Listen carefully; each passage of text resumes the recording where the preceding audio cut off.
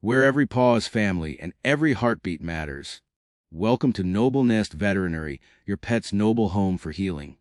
The night had fallen deep, and the world outside my window was blanketed in a darkness so thick it felt as if even the stars had turned their backs. It was that quiet hour between midnight and dawn when the world seemed to hold its breath, waiting, almost expectantly, for something to stir the stillness. But all was calm, or so I thought. I was in that half-sleep state, drifting, when I heard it, was soft, sharp bark. It was so sudden, so out of place, that it startled me fully awake. My heart thudded against my ribs, and for a moment I wondered if I had imagined it.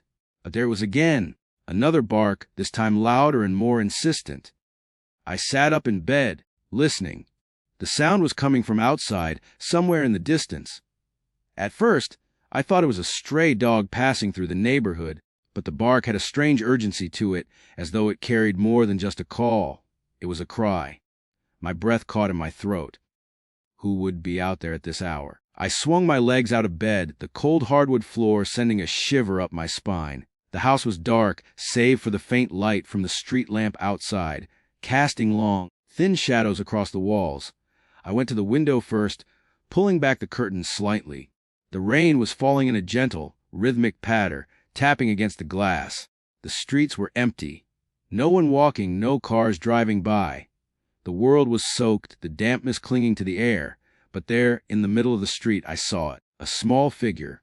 A dog, no bigger than a pup, was huddled near the curb. It wasn't moving much, its tiny body shaking from the cold and the rain. It looked lost, its head low, ears pinned back in what seemed like fear. I didn't even think about it. I grabbed my coat and rushed downstairs, the sound of my footsteps muffled by the old carpet. I barely registered the cold air biting at my skin as I stepped outside, the rain instantly soaking my hair and clothes. The dog didn't move when I approached. It was so still, I thought for a moment it might have been injured. "Hey, little one," I whispered, kneeling down a few feet away. My voice, soft and comforting, felt almost foreign to me. It had been so long since I had spoken to anyone like that. "Are you okay?" The dog lifted its head slightly, eyes glinting in the dim light. It was a mix of uncertainty and trust, and it made my heart ache. I took a slow step closer, reaching out a hand, and this time the dog didn't retreat. Instead, it moved toward me, trembling still but trusting. As I reached down to touch, I noticed something tied around its neck, a small, worn scarf. It was a child's scarf, knitted with care, the edges frayed from years of use. It struck me immediately. It had belonged to someone, and that someone had left this dog here in the rain. The realization hit me harder than I expected. Someone had abandoned this little creature. I gently ran my fingers over the scarf, and as I did, I noticed something else. Small, crumpled piece of paper tucked under the fabric. I carefully unfolded the note, my hands shaking slightly as I read it. "Please take care of him. His name is Scout. I can't keep him anymore. I'm so sorry. Please." The words were simple, but they carried a weight that felt suffocating. Scout. That was his name. I looked at the dog again, who was now leaning against me, as though it had been waiting for someone to take the first step toward him. "Scout," I whispered softly, the name feeling foreign and strange on my tongue. And then, for reasons I couldn't explain, I knew what I had to do. I scooped him into my arms, careful not to jostle him too much, and cradled his small, fragile body against my chest. The rain soaked through my clothes, but I barely felt it. My mind was consumed by the little dog I held, who had been left alone in the cold, carrying with him the remnants of a life that had been lost. I carried him inside, gently laying him down on the rug by the door. His eyes were wide, but there was a flicker of something in them, something almost hopeful. He had found me, and for the first time, I felt the weight of that moment settle deep into my bones. I looked down at Scout, and without fully understanding why, I whispered, "You're safe now." The world outside was still, but in that small moment inside my home, something had shifted. The night passed in a blur, the rain falling steadily, its rhythmic drumming on the roof almost hypnotic. I didn't sleep much. I couldn't. Scout had nestled into a corner by the door, his small body curled tightly into itself, as though trying to shrink into the shadows. Every so often, I would glance down at him, his big brown eyes watching me, and my heart would tighten. It was strange, this connection I felt. I had only known him for a few hours, yet it felt as though he had always been here, always belonged. Perhaps it was because we both shared something, an understanding of being alone, of being abandoned. I hadn't meant to take him in that night. I hadn't planned on it, but there was something in his gaze, something in the quiet vulnerability he wore, that made me want to protect him. In some way, I think we had both been waiting for this moment. I sat by the window, wrapped in a blanket, watching the rain fall in thick sheets, blurring the outline of the world beyond. The house felt different with Scout inside it. I couldn't explain it, but the space felt warmer, even as the night dragged on cold and unforgiving outside. I watched as he eventually lay down, his breathing shallow but steady, his body relaxing for the first time since I had found him. As I sat there, I couldn't help but think about my own loneliness, my own abandonment. I had learned to survive it, had learned to be strong. But no one could prepare you for the loneliness that followed the loss of a loved one. Losing Thomas had been like losing a part of myself. He had been my anchor, the one person who knew me completely. And then, just like that, he was gone. It had been 2 years since his passing, but the ache hadn't dulled. Every room in this house whispered his name, every photograph, every corner. And then there was Emma, my beautiful, bright daughter, whose laughter had filled this house with warmth. The cancer had taken her from me far too soon. I had never been able to make sense of it. The silence that followed was unbearable. I thought about the note Scout had carried, the small, crumpled piece of paper with the simple plea, "Please take care of him. His name is Scout. I can't keep him anymore. I'm so sorry. Please." The words echoed in my mind. Who had written that note? And why had they left him? It was a question I couldn't answer, not yet. But something deep inside me told me I had to find out. I couldn't let him slip away without knowing the story behind those words. It wasn't just about finding closure for him. It was about finding closure for me, too. Maybe Scout wasn't the only one with a past that needed to be understood. But for now, I would let him rest. The morning light came slowly, filtering through the window in soft, muted shades of gray and gold. Scout had moved closer to me during the night, his body now pressed gently against my feet. His fur was damp, still matted from the rain, but he had stopped shivering, the warmth from the fire having taken the edge off his discomfort. I reached down, scratching behind his ears gently, and he let out a soft sigh, his eyes closing in contentment. He was still a little skittish, as though he wasn't sure if I would leave him, or worse, hurt him. But the trust was beginning to build. It was subtle, slow, but there. The house, which had once felt so hollow, now seemed to pulse with life, quiet but alive with this new presence. Scout was still a stranger to me, but there was a comfort in knowing that I wasn't truly alone anymore. I stood up carefully, not wanting to disturb him. As I moved toward the kitchen, I could hear the faint sounds of Scout's paws padding behind me. He followed me with tentative steps, watching me closely, but not running away. His eyes, so wide and full of uncertainty, followed me wherever I went. I made a cup of coffee, the warmth of it filling the kitchen as I glanced out the window. The rain had stopped, leaving the world outside damp and still. I watched as the sunlight began to peek through the clouds, casting long shadows over the streets.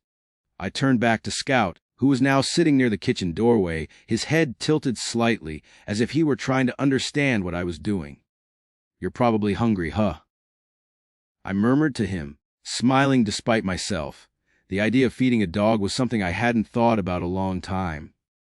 But now it felt right. It felt like the next step. I opened the cabinet and pulled out a can of dog food I had once bought for a friend's dog, a memory of a time when I had felt more connected to the world. I hadn't used it, of course, but now it seemed fitting.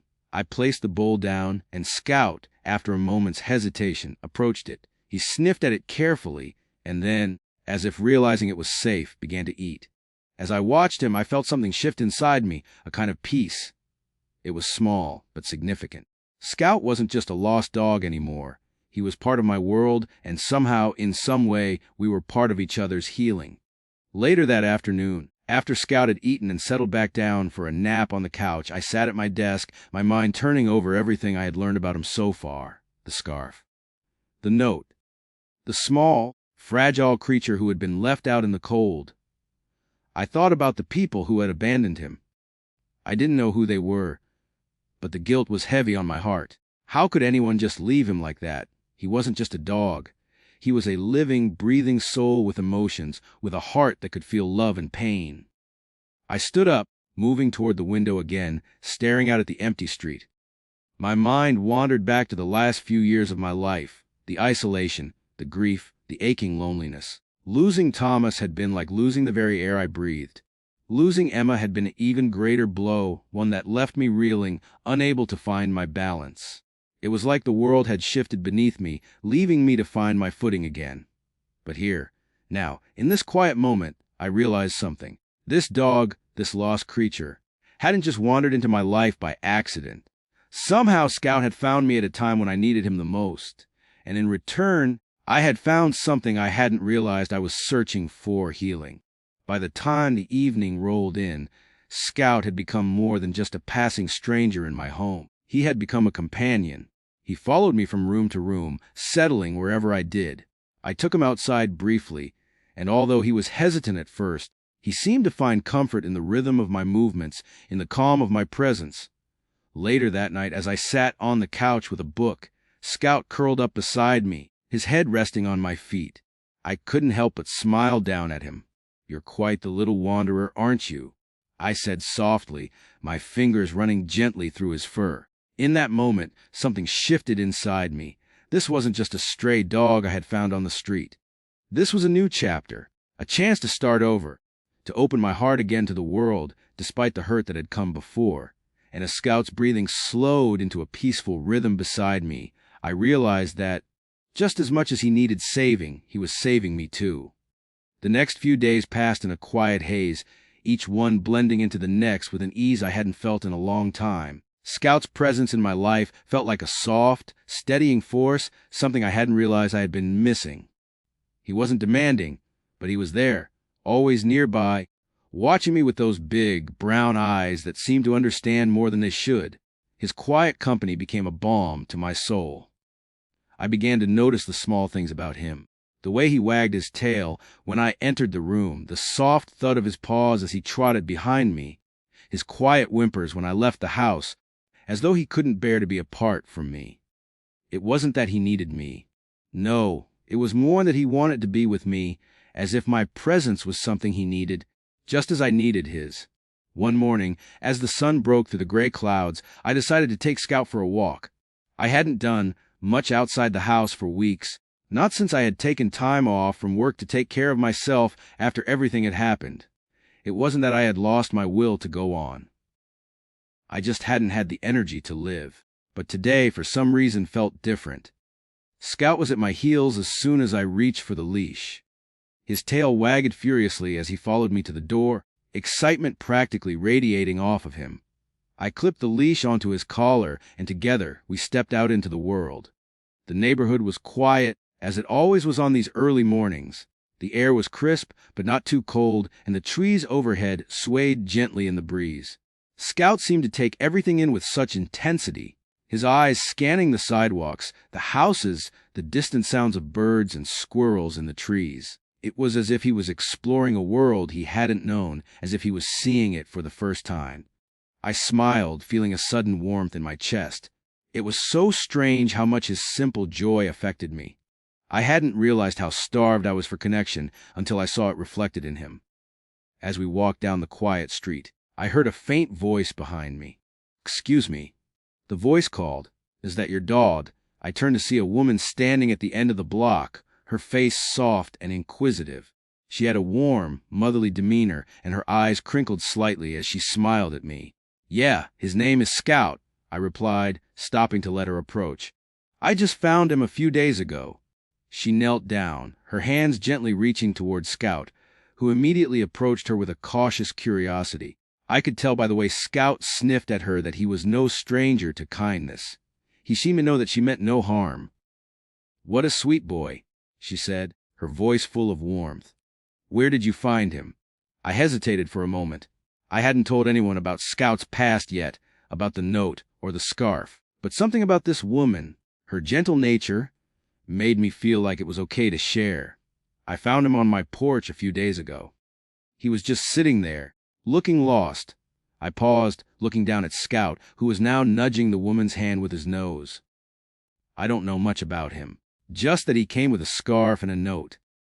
The woman's expression softened further, and I could see a flash of something, recognition, maybe, pass over her face. "That's strange," she murmured. "I've seen a dog like him around here before. Not recently, but a few months ago. He was always following a little girl, a child. They seemed inseparable." I felt a knot tighten in my chest. Could this be Scout? Had he been with someone else before he had come to me? I couldn't help but wonder. The woman continued speaking, unaware of the storm of questions forming in my mind. "I used to see the little girl and her dog at the park all the time," she said, looking up at me with a faint sadness in her eyes. "She had the most beautiful scarf for him, a red one, just like the one he's wearing now. I think her name was Emily. Her family moved out of the neighborhood a few months ago." My heart skipped a beat. Emily. The name echoed through my thoughts, and for the briefest moment, I wondered if this little dog had belonged to her. If this was the same dog I had found lost, abandoned, forgotten. The woman's words hung in the air, heavy and unspoken, as if they carried more weight than I was prepared to understand. "I hope he's okay," she added, standing up and giving me one last glance. "Good luck with him. He's a good dog." With that, she waved and walked off, leaving me alone with my thoughts and Scout, who had moved on to sniffing at the ground again. I stood still for a moment, letting everything settle in. So Scout had been someone else's dog once. A little girl's dog, perhaps. And if that was true, then who had left him behind? And why? The questions kept swirling, but I didn't have the answers. Not yet. As the day wore on, Scout and I spent more time together. Me trying to make sense of the woman's words, and Scout happily content to be with me.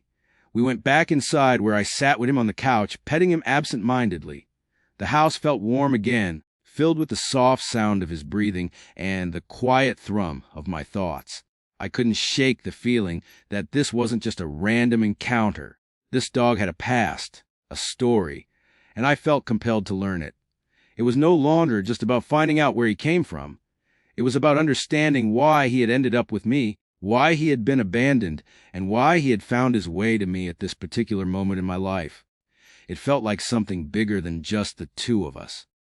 I glanced down at Scout, who had curled up at my feet.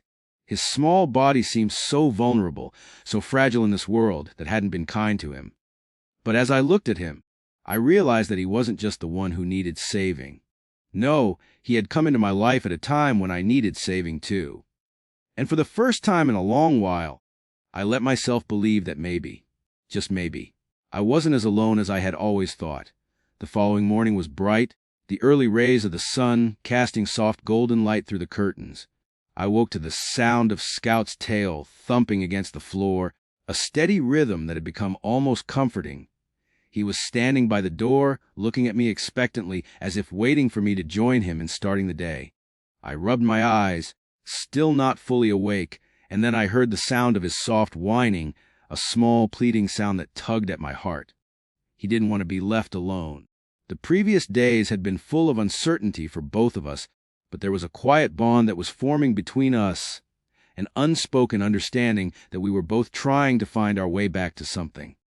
To some semblance of normalcy, of connection. I stood up and walked over to him, crouching down to his level. His eyes, large and soulful, met mine, and for a moment there was only silence. He didn't bark or jump, just watched me intently, as if waiting for me to speak.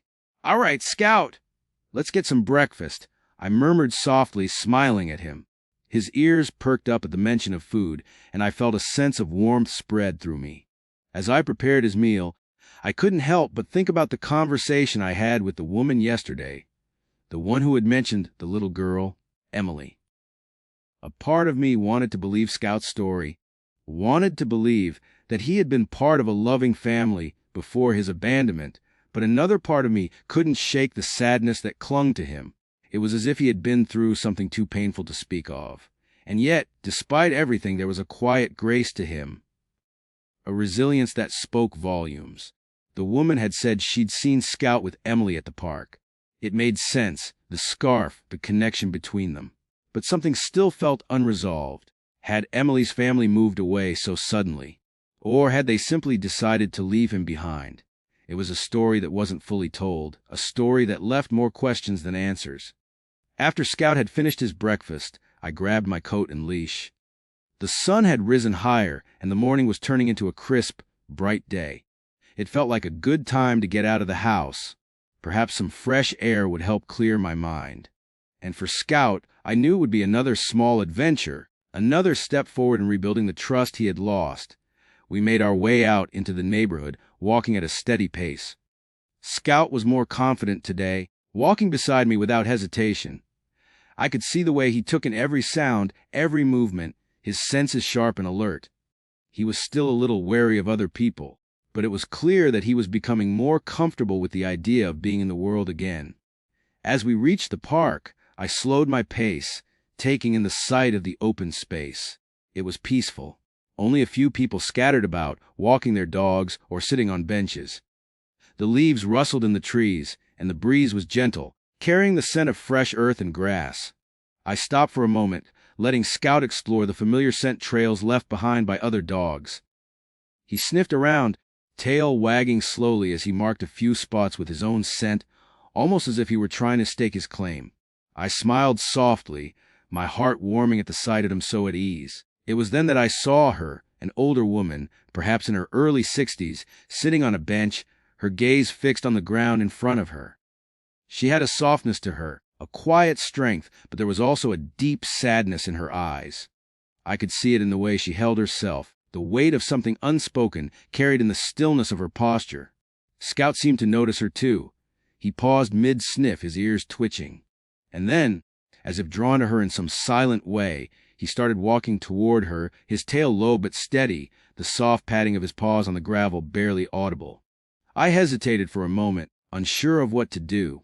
But before I could call him back, Scout reached her and stopped, sitting down in front of her. He looked up at her, those big brown eyes full of quiet curiosity, his head slightly tilted. The woman's gaze softened as she looked down at him, her expression shifting from sadness to something akin to recognition. She reached out a hand, gently stroking the top of his head. "Well, hello there," she said, her voice low and tender.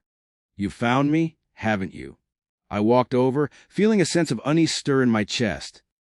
Something about this moment felt important. "Hey," I said, offering a polite smile. "I'm sorry to bother you. This is Scout. I just found him recently." The woman's eyes widened slightly, and she turned to me fully, her expression shifting to something more alert, more interested. "Scout," she repeated, her voice almost a whisper. Her hand froze mid-motion, and she looked at the dog as if she were seeing a ghost. "Yes," I answered carefully. "His name is Scout. I found him a few days ago, and I don't really know much about his past. He came with a scarf and a note. Someone left him." The woman's breath caught in her throat, and for a moment, she didn't say anything. The silence between us felt thick with unspoken words. I watched as her eyes flickered down to Scout, who was sitting patiently in front of her, looking up at her with what could only be described as a quiet understanding. "You don't know who left him?" she asked, her voice breaking slightly. I shook my head. "No. I found him on my porch with a note, and that's it. I've been trying to piece together his story. I met someone yesterday who mentioned a little girl. She said Scout used to be with a child, someone named Emily." The woman's face softened even more, her eyes misting over with the weight of old memories. She reached down and ran her fingers through Scout's fur again, her touch so gentle, it almost seemed reverential. "Emily," she murmured. "She's my granddaughter." My heart stopped. I hadn't expected this. I hadn't expected to find anyone who knew him so intimately. Emily she was my heart, the woman continued, her voice breaking now. She loved Scout more than anything. They were inseparable. But when Emily passed away, she trailed off, her words caught in her throat. She took a deep breath, and when she spoke again, it was with a quiet sadness. Her parents couldn't keep Scout. They moved away, and they left him behind. The weight of her words settled around me, heavy and real. Scout had belonged to Emily. She had loved him, just as I could see he had loved her. And somehow, through all of the loss, through all of the pain, Scout had made his way to me. I wasn't sure how or why, But I knew now that this connection ran deeper than just chance. "I'm so sorry," I sobbed softly, reaching out to place a hand on her shoulder. "I didn't know." The woman smiled faintly, wiping away a tear that escaped down her cheek. "It's not your fault," she said, her voice steadier now. I wanted him to have a chance to be happy again." And in that moment, I realized that Scout's story wasn't over yet.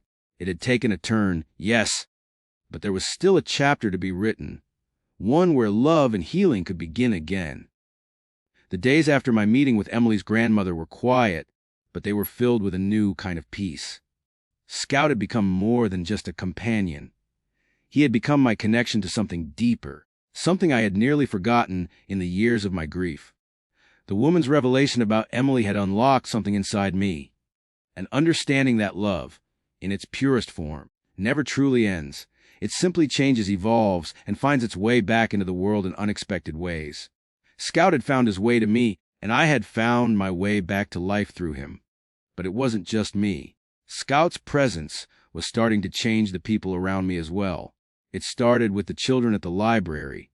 I'd begun bringing Scout with me again, and the shy, withdrawn kids who had once barely acknowledged me or one another were now drawn to him.